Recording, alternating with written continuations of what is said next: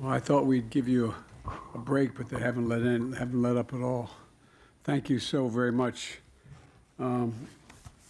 Folks, I think this has been, we've been looking forward to this for a long time. And it's wonderful to welcome you all for the first time together, leaders of the Pacific Islands and Washington.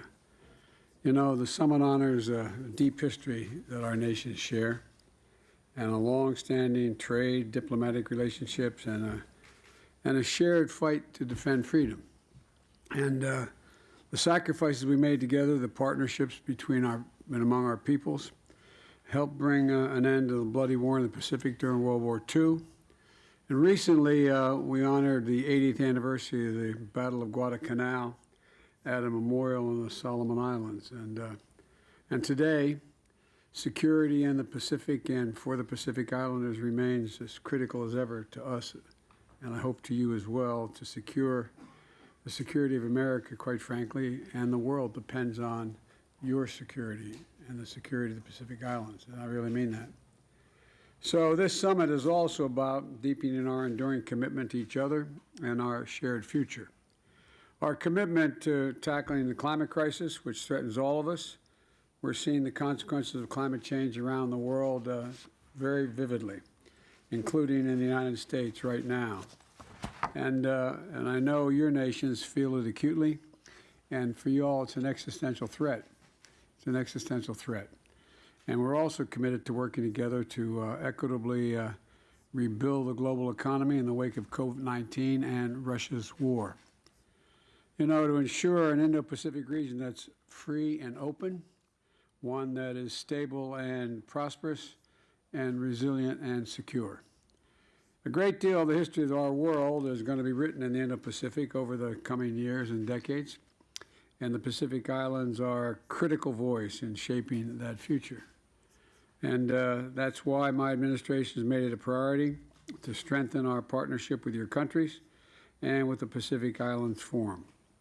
I was honored to be the first U.S. president to address the forum last year, and Vice President Harris shared our vision for cooperation with the Pacific Islands Forum at your leaders' meeting.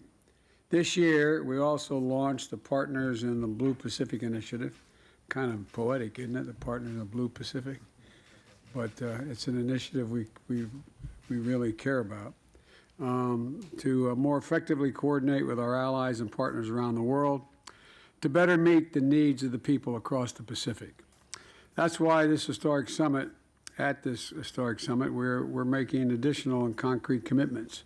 And we're launching our Pacific Partnership Strategy, the first national U.S. strategy for Pacific Islands, which is a key component to our broader Indo-Pacific strategy. We're also announcing more than $110 million in expended U.S. programs to improve the lives of Pacific Islanders, which includes more than $130 million in new investments to support climate resilience and to build sustainable blue economies in the Pacific Islands, prepare for climate impacts on public health and food security, and to strengthen sustainable development, and also to build a better early warning capacity to predict, prepare for, and respond to climate hazards. This is going to build on approximately $375 million in climate programs we currently have in the region. We're also taking several important diplomatic steps.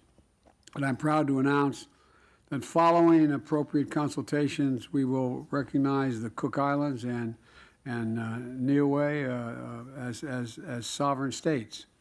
And we look forward to successfully concluding negotiations for a compact free association with three of our closest partners in the region, the Federated States of Micronesia, the Republic of the Marshall Islands, and the Republic of Palau. The United States is committed to consulting with all of you and engaging collaboratively at every turn, because it's very much in our interest as well as I hope yours.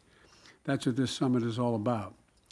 And with your permission, I'd also like to briefly address the shameless and transparent effort by Russia to annex parts of neighbor Ukraine.